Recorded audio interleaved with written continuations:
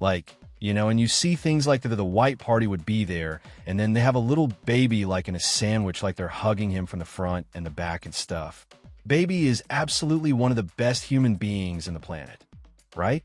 We're at a party. Everyone's drunk, It's at the 13-hour party.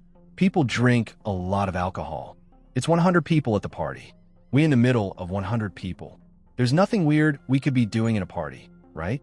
Ever since that Michael Rubin bash, 50 Cent's been done with Lil Baby straight up saying that ain't my boy no more. They got him. And he wasn't talking about just some friendly switch-up either.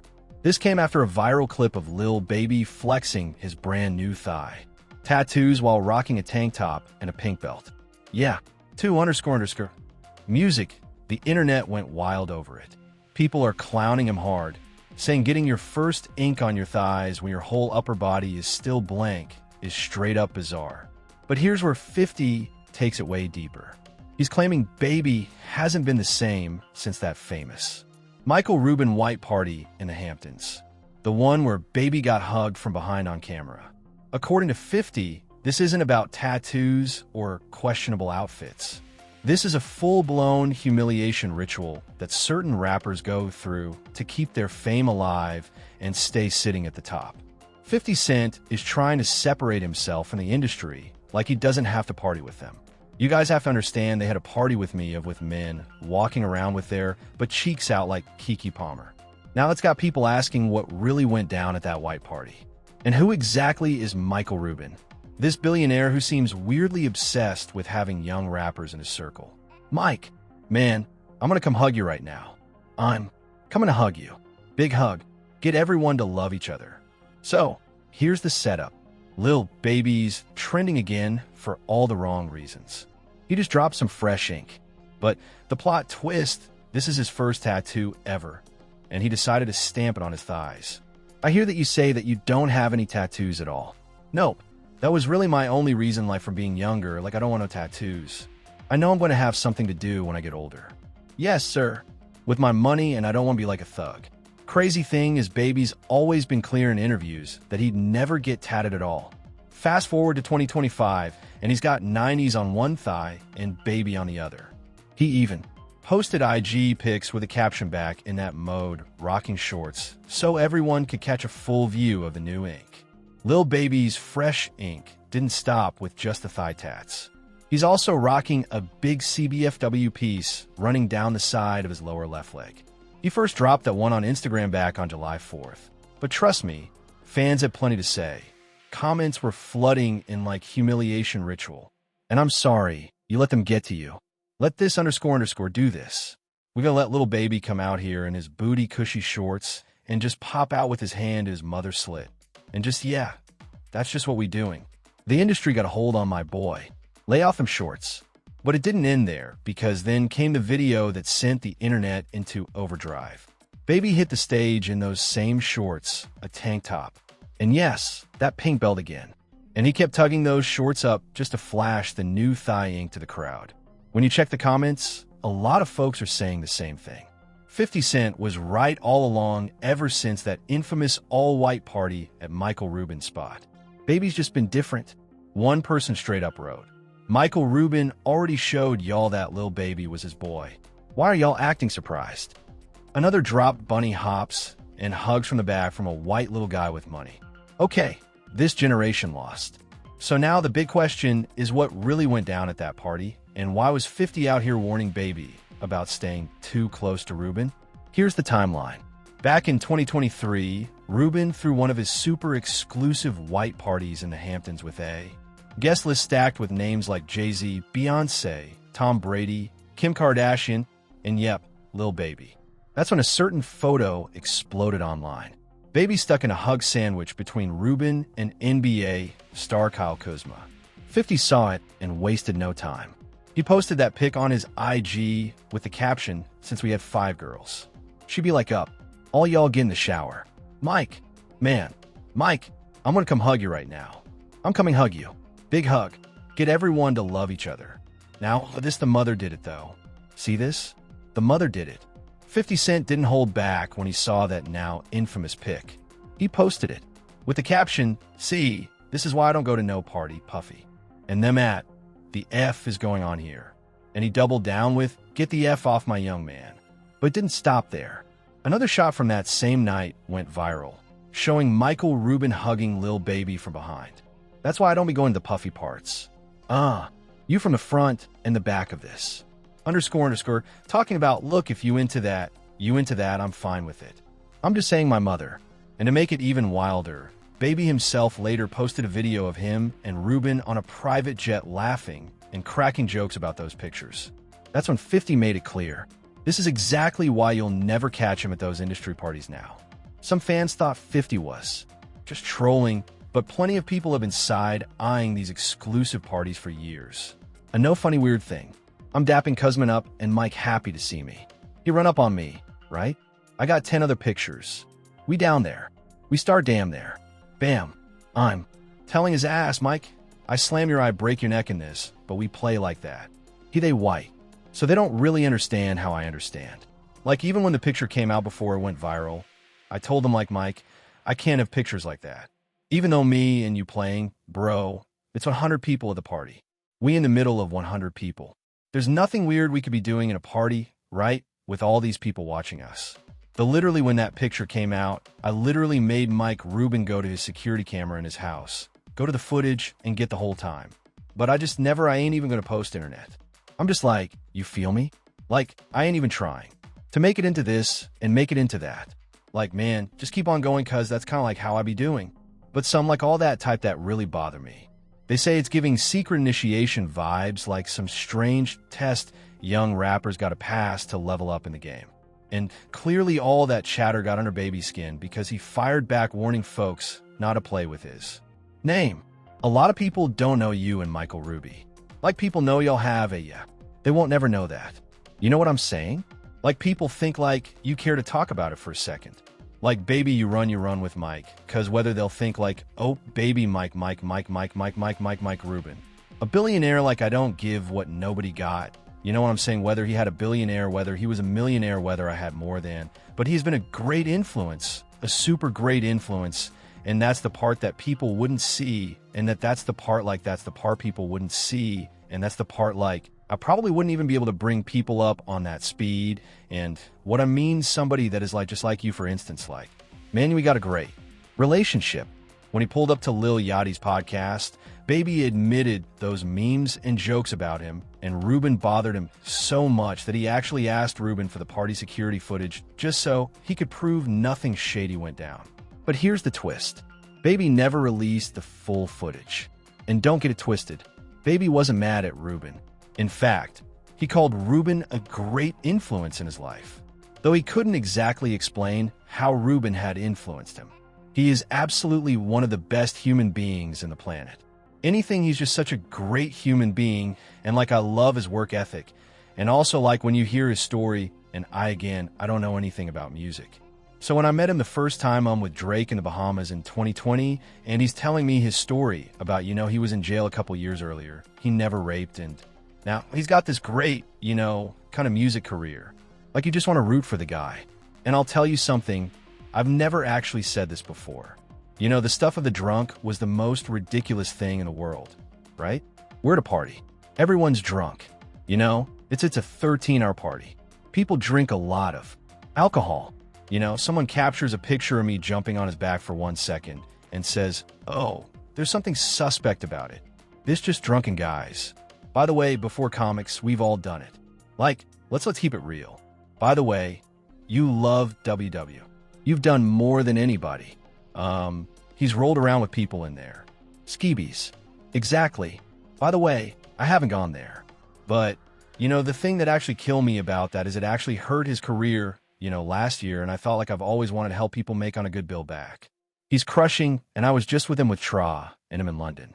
But actually, like, the thing is he's such an extraordinary human being, and he's such a special person. And like, if you think about, people who just want to hate on social media, who like one picture of, a bunch of drunken people could be turned into something that it wasn't. As for Rubin, he finally addressed the photos in an interview last year, brushing it off as ridiculous. He said everyone had a little too much to drink, and that was all. But the way he went on and on about Baby, yeah, a lot of folks Swear it sounded like this man might just have a crush. Out loud. Keep talking. Keep going. 2. Keep going. Keep going. Don't chay up. They suck. Your buddies suck. A lot of folks still swear there's something off about Michael Rubin, especially the way he clings to these young rappers despite not even being in the music industry. And it's not just Lil Baby in his circle. Remember that viral clip of Meek Mill Bunny hopping for Rubin on a tennis court? Sure, Meek later brushed it off, saying he just lost a friendly bet over a tennis match. But let's be real. A white billionaire making a black man hop like a bunny while barking orders. Yeah, the optics were wild. So, who is Michael Rubin and why is he so locked in on black rappers and athletes? According to his own Wikipedia, Rubin was born in 1972 in Philadelphia, raised in a Jewish family in Lafayette Hill. By 14, he was already hustling, opening his own ski shop with his bar mitzvah money and a lease from his dad. He went to Villanova, but dropped out after one semester, flipping a $200,000 over stock gear deal with the help of a friend. From there, he expanded, sold his shops, and launched KPR Sports, raking in $50 million in sales by 1995. Then came his big move, founding a company that became GSI Commerce, a multi-billion-dollar e-commerce powerhouse. Rupee's on our staff that's been talking about your parties for the last couple days that's dying to get to your party. Well, you know what? I've actually figured out, like, if this fanatics thing doesn't work out, I think I could be a good party. Oh man, you kidding me? Yeah, like I think I already got the white suit in the closet. So just let us know what I mean, what's happening. Yeah, so you know what it really comes from? I love bringing people from different backgrounds together. And it's something I enjoy doing. Whether it was this lunch we just talked about, whether it's my Super Bowl party, whether it's the white party. For me, it's a great time I enjoy bringing people from different backgrounds together. And by the way, I benefit from them because I'm always learning from people there. And so, that's really where it started. We started with our Super Bowl party. And, our Super Bowl party by the way, this was like this year's Super Bowl party. I was like when I had many of the owners of the football teams come up and tell me this is better than the game itself. I thought like literally that's what people were saying to me.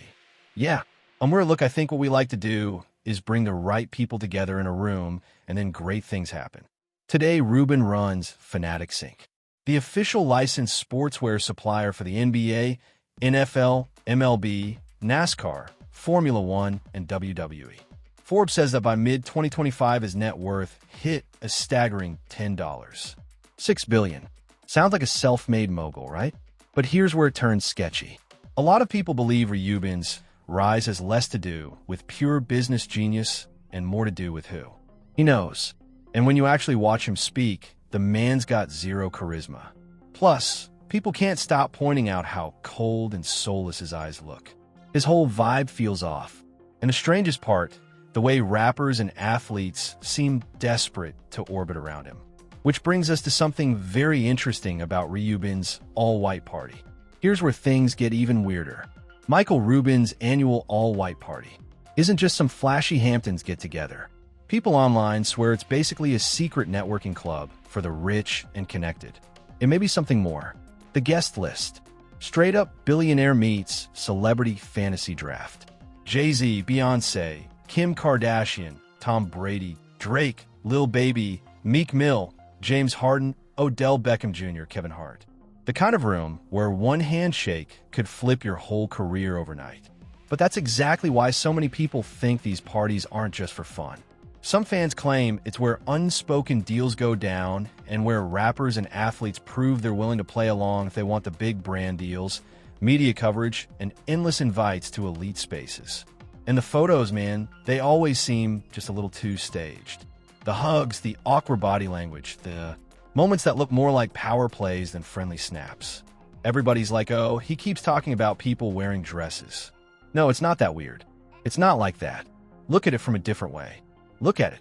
Show me one person that ever wore a dress in Hollywood unsuccessfully. That's how you understand what a ritual is. So 20 years ago, I knew that transgenders was going to be a thing. It wasn't because I was a prophet. It's just I had gotten so much information that I understood that things are secular. So I understood that the earliest I had seen that word transgender was on Bath the Transgender. And so I knew that in the ritual of bafflement, the transgender to show allegiance to him, you had to kiss his ass ring. Really? And it said both of those things. So I knew that both of those things will become popular in the future. It's also suspicious how many young black rappers end up at Ryuben's side in these pics, usually looking way more like proteges than equals. Critics point out that Ruben doesn't even operate in their world. So why is he the guy hosting them, flying them on private jets, and getting all chummy for the cameras? And then there's the timing. Some artists seem to skyrocket in influence after showing up at Ryuben's party, while others who don't attend fade into the background. Coincidence? Or is there really a behind-the-scenes network pulling strings? Even the Hamptons locals talk about how locked down the event is. Security everywhere, phones restricted, staff sworn to secrecy. No randoms, no leaks, no unapproved footage. The only images we see are the ones Ruben or his crew decide to release. So, the real question isn't who's invited. It's what happens inside when the cameras are gone. And if the rumors are true, then Lil Baby's transformation might just be the latest receipt in a much bigger game. The whole all-white party wave that didn't start with Michael Rubin. It traces back to Diddy in the late 90s. Back then, Diddy's Hamptons white parties were the hottest ticket in the game, and a lot of the same faces who showed up there are now regulars at Ryuben's version. Take Leonardo DiCaprio. Here's Leo in 1997 at Diddy's white party, and here's Leo last year at Ryuben's. Same energy, different host. Same with Jay-Z. Here's a throwback of Jay and the late Uptown Records founder Andre Harold at Diddy's party in 2003. And here's Jay with Beyoncé at last year's Ruben Bash. Now, people are saying Ruben didn't just copy Diddy's concept. He might have taken over the whole lane and possibly turned it into something much darker. Rumors are flying that Ruben, along with certain old white billionaires in his circle, gets young black rappers to do humiliating rituals at these events. Nobody's claiming they're being physically forced, but a lot of these artists allegedly choose to go along with it. Why? Some reportedly need help with legal cases. Others are chasing career boosts, #1 albums, award wins, prime media coverage. But here's where it gets even more chilling. Fans are linking all this to what Cat Williams once exposed about these secret industry parties. On Joe Rogan's podcast, Cat said these gatherings involve rituals most people couldn't even imagine, and that there's way more going on behind the scenes than the public will ever see. So, if the whispers are true, Lil Baby's situation might not just be about tattoos or photo ops. It could be another piece of a much bigger hidden game. Make sure you subscribe, share, comment, and like this video because this story is far from